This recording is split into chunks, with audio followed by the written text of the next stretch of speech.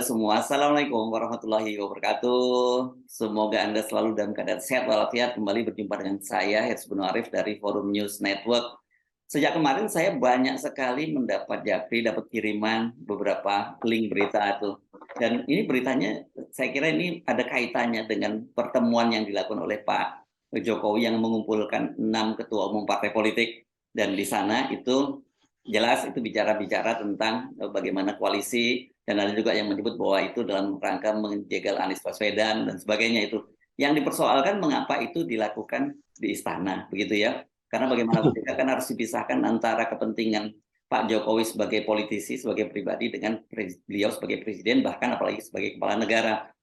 Orang kemudian mengirim saya link berita ini tanggal 18 April 2013 ini. Pada waktu itu Pramono Anung masih jadi wakil ketua DPR RI. Dia mengingatkan Pak SBY itu jangan memanfaatkan istana untuk kepentingan politik. Apa sih yang dilakukan oleh Pak SBY? Saya baca beritanya, itu rupanya Pak SBY memberikan press conference tentang batalnya Yeni Wahid, itu putri Abdurrahman Wahid, Presiden Abdurrahman Wahid gabung ke Demokrat. Rupanya itu yang dipersoalkan. Nah, ini karena ada urusannya dengan Mbak Yeni Wahid, ada urusannya dengan istana, saya kira saya paling pas kalau ngomong dengan seorang yang pernah juga tinggal di istana. Walaupun tidak terlalu lama, namanya Adi Masardi, mantan juru bicara Gus Dur. Assalamualaikum Mas Adi. Waalaikumsalam, Bung Hersub. Yes, ini paling cocok nih ngomongin Mbak Yeni Wahid, terus ngomongin istana. Istana. Oke, jadi sebenarnya apa yang salah dengan yang dilakukan oleh Pak Jokowi itu? Enggak, saya ingin kaji tadi yang Hersub sampaikan itu soal pernyataannya Pram itu soal dan istana dan politik. Yes. Jadi ada 3 hal yang menarik di sini. Pertama adalah pernyataan Pramono Anung itu sangat benar. Tapi ini mencerminkan bahwa politisi kita memang sudah melakukan mufarokoh atau konflik antara kata dan perbuatan. Pernyataan Pram itu udah benar, tapi dia tidak laksanakan ketika dia ada di situ. Kalau bahasa agama itu kabur maktan indauli malataf alun. Mengapa kamu mengatakan sesuatu yang tidak kamu lakukan? Gitu kira-kira ngomongnya NU sih gitu. Nah, kalau dalam bahasanya Buya Syafi'i Ma'arif dulu itu terkenal konfliknya antara kata dan perbuatan. Nah, ini kan ciri-ciri politis. Mas Pramono Anung ini jadi sekretaris kabinet ya, jadi dari orang istana. Ada di situ, di situ. Dia mengatakan apa yang dia tidak lakukan, itu yang pertama. Jadi yang dikatakan itu benar. Menjadi salah itu ketika dia tidak melakukannya. Itu yang pertama. Yang kedua mengenai masalah fasilitas negara. Jadi yang dikatakan Pram itu benar. Fasilitas negara memang tidak boleh digunakan, atau apalagi istana ya, fasilitas kepresidenan itu digunakan untuk kepentingan pribadi atau politik golongannya. Kemudian yang ketiga adalah presiden sebagai institusi, sebagai lembaga negara membicarakan persoalan-persoalan yang tidak ada kaitannya dengan negara. Kan ada 3 hal itu. Kita kaji dulu yang pertama soal istana. Jadi istana itu memang fasilitas yang diberikan oleh negara untuk presiden, untuk kepala negara untuk mengatur kehidupan ketatanegaraan kepemerintahan itu, dan itu tidak boleh dicampur adukan dengan kepentingan pribadi. Nah, persoalannya adalah ketika di zaman Gus Dur itu tinggal di istana. Jadi segala persoalan kehidupan Gus Dur itu dibahas di istana. Sama dengan Pak SBY, Pak Jokowi juga kan, Mas Adi? Itu yang di Bogor kan, tapi ini kan, nah yang di Bogor, nah itu tinggal di situ. Nah, tetapi ada jam-jamnya. Dulu Gus Dur misalnya di istana itu kalau untuk kepentingan-kepentingan, meskipun selalu konteksnya dengan pemerintahan, dengan negara, itu biasanya jalan pagi. Itu mengundang banyak orang untuk mencari sumber, untuk diskusi, atau orang menyampaikan sesuatu, atau di malam hari. Nah, tetapi untuk di luar konteks politik, karena waktu itu kan Gus Dur juga Ketua Dewan Syuro PKB. Nah, jadi khusus untuk persoalan-persoalan partai, Gus Dur selalu pakai ruang partai. Waktu itu kantornya di kawasan Kuningan, dekat Pasar Festival. Di dekat gedung KMPI. Jadi tinggalkan istana dan ke kantor PKB, begitu ya? Ke kantor PKB. Jadi untuk urusan politik, kepartaian itu dia pakai kantor partai. Nah, kemudian melihat situasi itu, nah kami juga sebagai juru bicara kepresidenan, saya sepakat dengan Yahya Stakuf sekarang Ketua PBNU dengan Wimar Wutiluar, saya bilang kita juru bicara kepresidenan, tidak boleh ngomong di luar konteks kepresidenan. Karena itu untuk persoalan kabinet pun saya merasa itu bukan urusan jubir presiden. Itu urusan orang kabinet, biasanya Menko atau Setnek yang menyampaikan itu atau presiden sendiri. Tapi untuk kaitannya apa yang dikatakan oleh presiden di dalam sidang kabinet, saya merasa punya kewenangan, punya otoritas untuk menyampaikan itu. Nah, kemudian untuk persoalan-persoalan personal itu kita tidak ikut campur.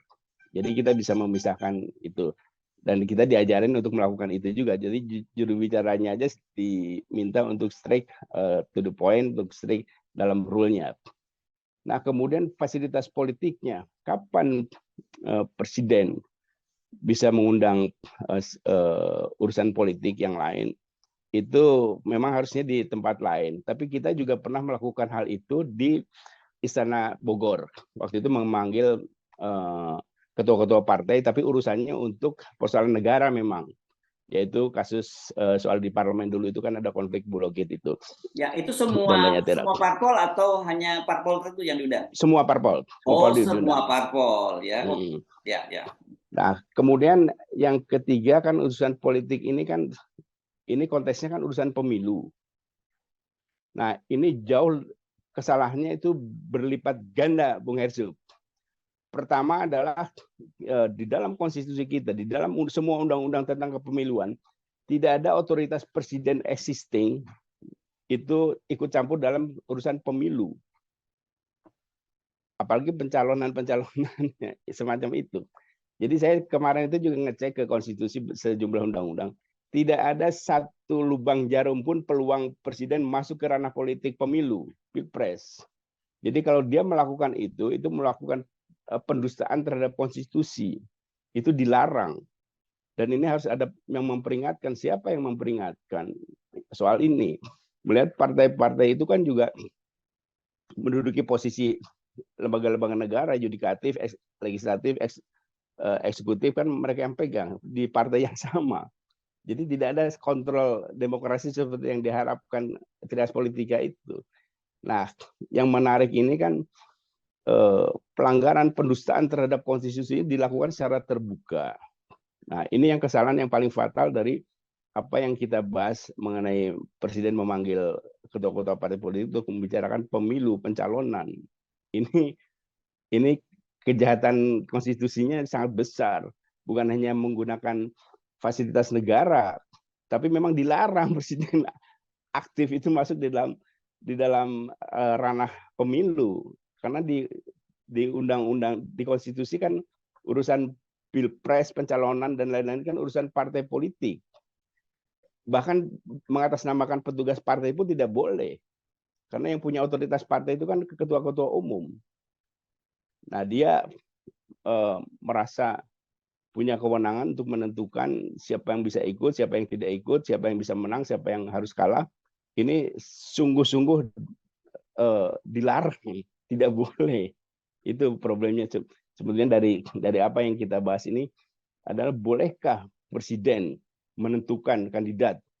Karena kalau presiden menentukan kandidat dalam pilpres, kandidat calon presiden, itu kan otomatis ada pekewuhan di antara lembaga-lembaga negara, terutama yang berurusan dengan mekanisme penyelenggaraan pemilu seperti KPU, atasannya bertanggung jawab langsung kepada presiden. Kemudian Kapolri, Panglima TNI. Kan kalau dia tidak memenangkan apa yang diinginkan oleh presiden kan menjadi salah. Menteri Dalam Negeri. Nah, ini ya kan? Menteri Dalam Negeri. Nanti kalau sengketa di Mahkamah Konstitusi, kan itu juga panjang sekali urusannya ya. Betul, jadi, itu. Ya. Oleh sebab itu sebetulnya kita berharap kan pemilu ke depan itu akan menjadi pemilu paling jurdil karena tidak ada incumbent. Harusnya kan demikian.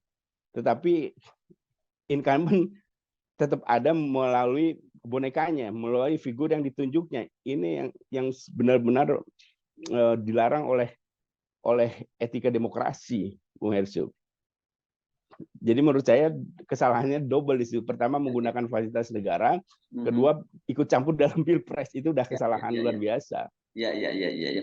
Ini kesalahannya double-double gitu ya. Kalau Kesalahannya double. ya, ya, ya. Dan Pramono Anung juga kesalahannya double juga. Dia ada di situ. Jadi Ya. orang-orang yang melakukan kesalahan double-double ini Hmm, tidak bisa dibiarkan di dalam era demokrasi.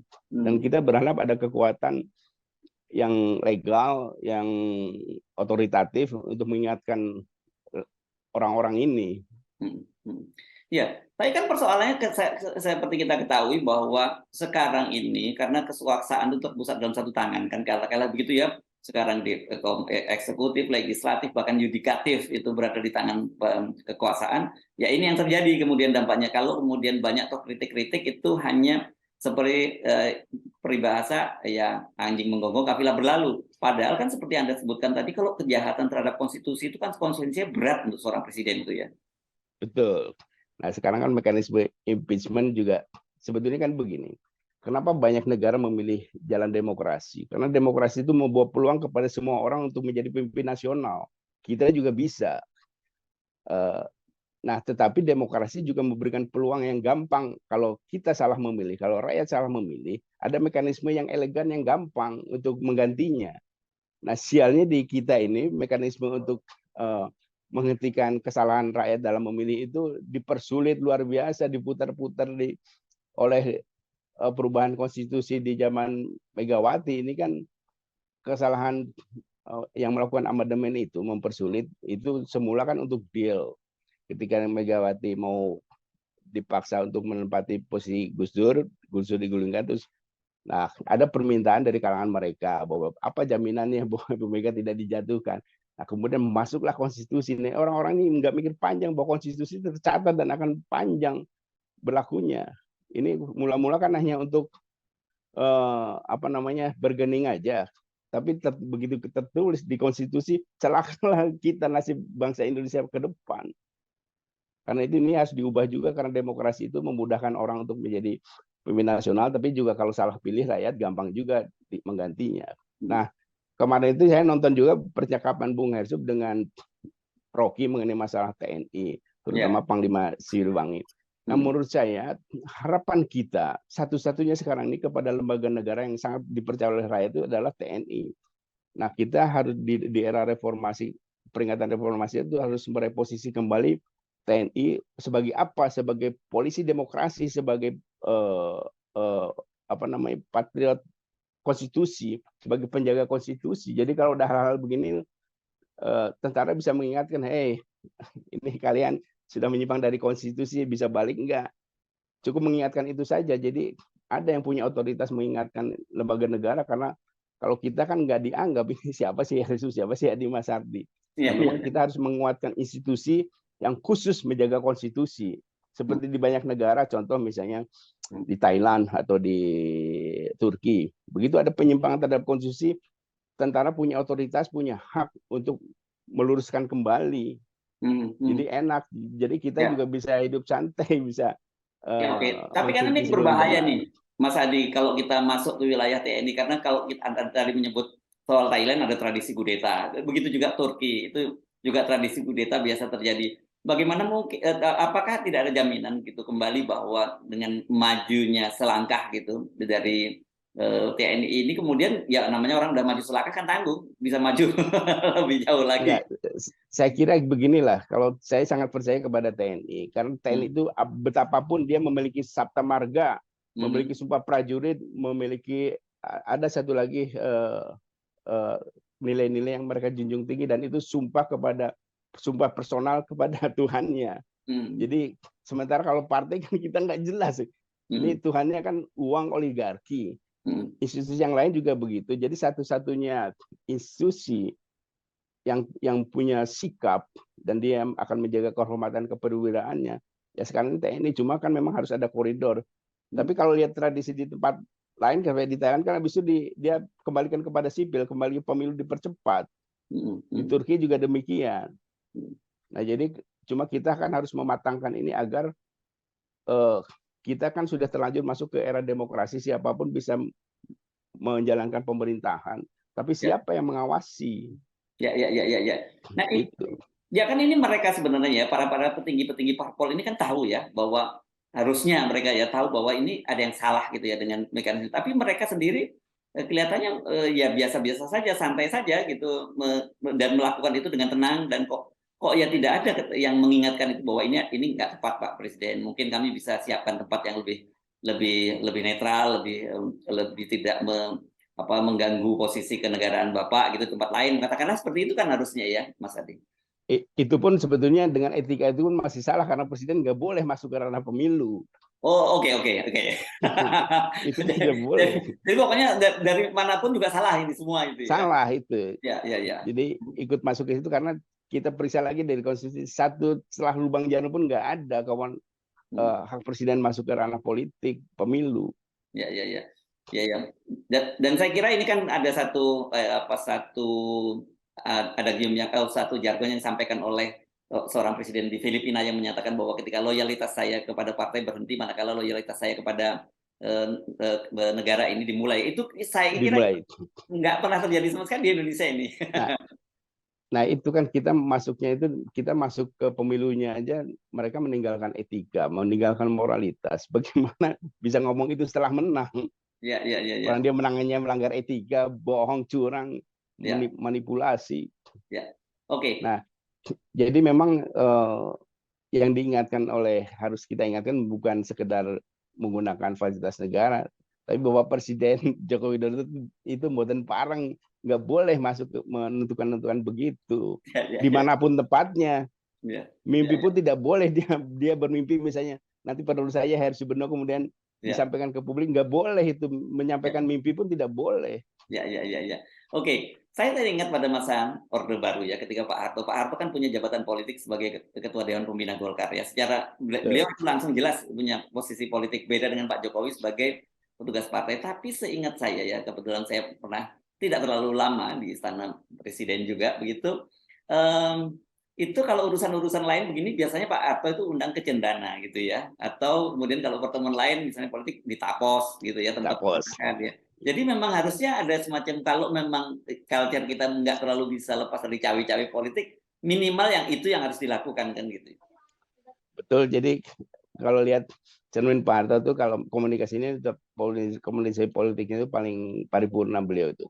Jadi kalau ingin menyampaikan sesuatu yang di luar konteks pemerintahan soal negaraan, dia misalnya ngundang Bung Hersub ngobrol. Tadi nanti Bung Hersub itu keluar dari Cendana itu ngomong, tadi saya ngobrol dengan Pak Harto ngomong begini-gini, Pak Harto pinginnya petani itu begini. Kan selalu begitu, tidak menyampaikan hal-hal yang prinsipil yang bisa mengganggu konteks pemerintahan secara personal. Sebagai presiden dia pasti banyak jalur. Nah jadi Gus Dur juga mencoba hal yang sama, yaitu melalui juru bicaranya.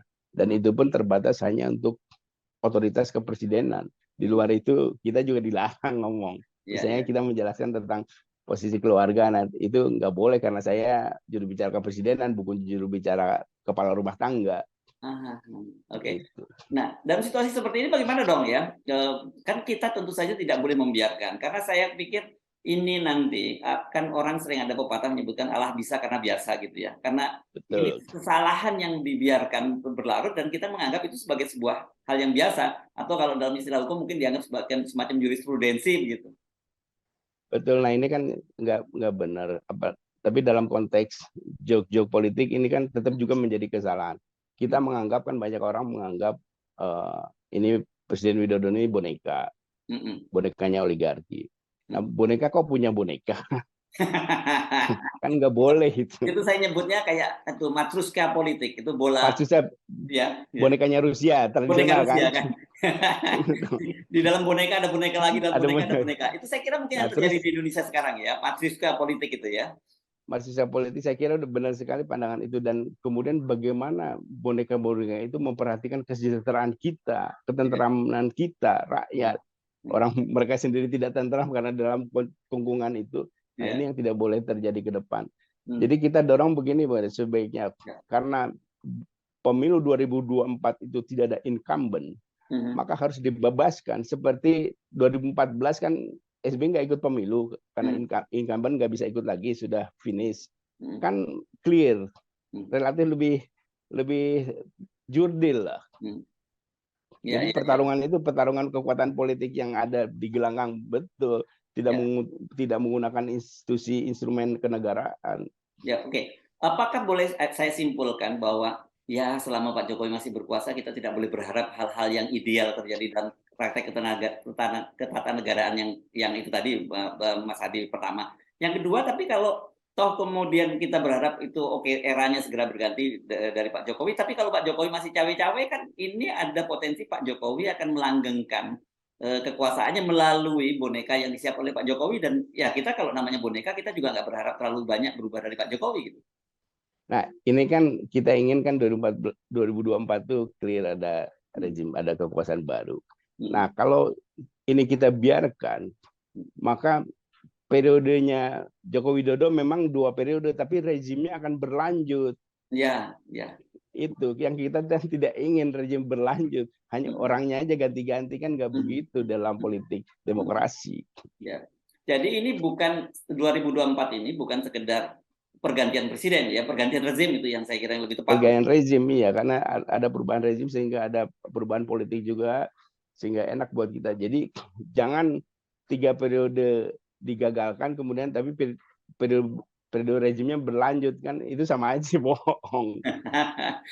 Tetapi dengan pola atau dengan praktek berpolitik seperti sekarang kan potensi rezim ini, bukan Pak Jokowi lagi kita sebutnya ya, untuk melanggengkan kekuasaan sangat besar. Karena bagaimanapun sangat besar. Ya, apalagi secara terbuka presiden existing ikut campur untuk menentukan penggantinya. Ya, ya, oke. Jadi apa yang bisa dilakukan apa dong, Mas Adi?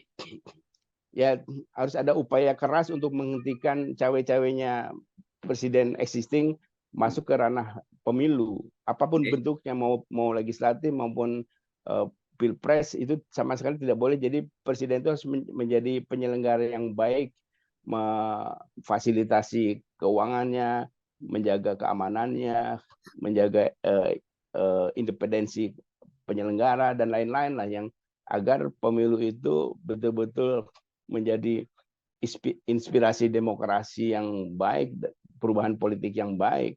Karena kalau perubahan politik selalu menjadi tidak baik, kan harus ada cara lain bagaimana mengganti haluan politik. Nah, ini yang tidak boleh terjadi dalam pikiran kita. Kita harus percaya terus kepada demokrasi, bahwa pemilu itu apapun akan melahirkan pemerintahan yang baik. Nah, kalau pagi-pagi aja masalahnya sudah begini, nah itu yang saya baca dari pernyataannya Pangdam Siliwangi Kunto Arif Wibisono itu. Dia melihat semua ini awal, prolognya aja sudah mengarah kepada kecurangan. Ya saya kira masuk akal kalau beliau greget sekali. Dan kenapa Siliwangi, yang kemarin kan saya menonton juga pernyataan podcastnya Ersub sama Rocky Gerung. Kenapa Siliwangi? Karena menurut saya Siliwangi itu yang masih intens memposisikan, menjelaskan filosofi ikan dan kolamnya. Kita lihat misalnya di Jawa Barat kan markas-markas tentara itu Kujang atau beberapa kan bersama dengan rakyat, ada di Garut, ada di Kerawang, ada di Bandung, itu di Cimahi. Jadi mereka memang bersatu dengan rakyat, karena itu mereka merasakan apa yang dirasakan oleh rakyat. Dan lembaga-lembaga pendidikan TNI itu mulai dari Seskoat dan sebagainya itu banyak sekali di Bandung. Jadi di Jawa Barat. Ya. Jadi saya melihat bahwa pernyataan Pak Kunto itu bukan sekedar pernyataan pribadi Pangdam, tapi memang ini mewakili budaya TNI yang ikan dan kolamnya itu. Ya, dan ada keresahan di situ juga ya, melihat situasi yang seperti sekarang ini ya, gitu ya. Jadi Siliwangi itu resah karena lihat di sekitarnya rakyatnya resah. Maksudnya dia nggak resah sih melihat keresahan itu. Jadi menangkap.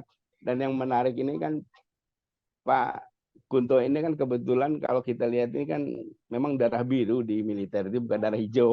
Ini yang mungkin darah hijau lah kalau di tentara. Karena bapaknya kan Panglima TNI yang sangat dihormati sekarang ini, Pak Tri Sutrisno, kan dia putra Pak Tri Sutrisno. Nah, Pak Tri ini kan kira-kira sekarang itu Ketua Dewan Suronya TNI. Betul. Kemudian iparnya juga Pak Riam Zaryakudu ini, dan kebetulan dua-duanya sahabat saya. Sering ngobrol. Ya, Jadi ya, saya ketika menafsirkan pernyataan Pak Kunto ini saya clear. Tapi sama Pak Kunto saya nggak kenal. Tapi oke, saya lihat aspirasinya itu sama dengan aspirasi rakyat, udah pasti benar. Jadi oke. kalau militer mengatakan sesuatu yang cocok dengan kita, pasti itu memang menyampaikan pikiran kita. Yes, oke. Jadi kalau kita balik lagi tadi ke soal ucapan Pak Pramono dan kemudian apa yang dilakukan oleh Pak Jokowi ini kita tidak berharap akan berubah gitu ya dalam situasi saat ini, karena saya kira bukan mereka tidak tahu, mereka pasti tahu, tetapi ternyata mereka mengabaikan, bukan pura-pura tidak tahu gitu ya. Tapi kalau yang kontes ini, saya yakin Pak Joko Widodo nggak tahu, Oh gitu? tidak paham, Hah? karena di Apa yang seputar terjadi? 2 periode loh beliau jadi presiden. enggak di seputar beliau kan nggak ada ahli tata negara, Bung Hersuk. Oke. Karena ini kan soal ikut campur presiden existing terhadap pilpres itu kan masalah ketatanegaraan, bukan hanya sekedar masalah etika ya. Ya, ya. Nah, tidak pernah ada yang mengingatkan soal ketatanegaraan ini. Contoh misalnya Pak Mahfud kan bukan ahli tata negara, sekarang ini menjadi lebih kepada politisi. Harusnya kan Pak Mahfud mengingatkan Pak Jokowi ini, saya lihat di halaman tata negara ini nggak boleh. Kan nggak, itu juga.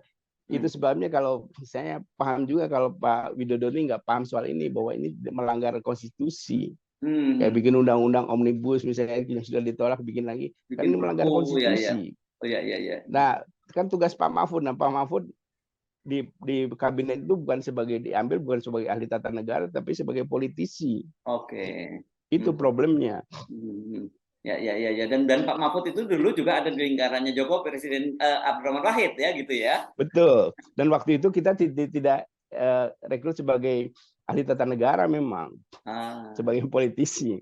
Oke. Dan ya, ya. Oke, jadi kesimpulannya adalah bahwa kita tidak bisa berharap itu terjadi karena tadi yang ada sebut Pak Jokowi tidak paham soal itu, dan kemudian yang paling mungkin kalau praktek-praktek semacam itu harus diakhiri ya harus terjadi pergantian rezim gitu ya. Kalau toh hanya pergantian presiden saja, praktek buruk semacam ini akan terus berlanjut gitu.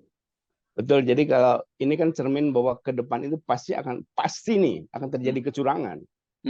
Karena semua instrumen negara akan mendukung apa yang diperintahkan oleh kepala negara. Yes. Dan mereka merasa atasan tertingginya itu kepala negara, apalagi TNI Polri kan merasa panglima tertingginya itu presiden. Ya, nah, ini yang akan terjadi lagi kalau itu ya. Betul. Karena itu ini menurut saya sih dengan cara apapun ini harus dihentikan. Kalau kita ingin pemilu ke depan itu menghasilkan pemerintahan yang baik dan benar. Baik, oke. Terima kasih Mas Adi Masardi, juru bicara sampai sekarang gitu, walaupun beliau dari almarhum tapi itu Mas juru bicara. Saya masih punya otoritas untuk menjelaskan pikiran-pikiran Gus Dur itu. Oke. Baik, terima kasih Mas Adi. Assalamualaikum warahmatullahi wabarakatuh. Waalaikumsalam warahmatullahi wabarakatuh.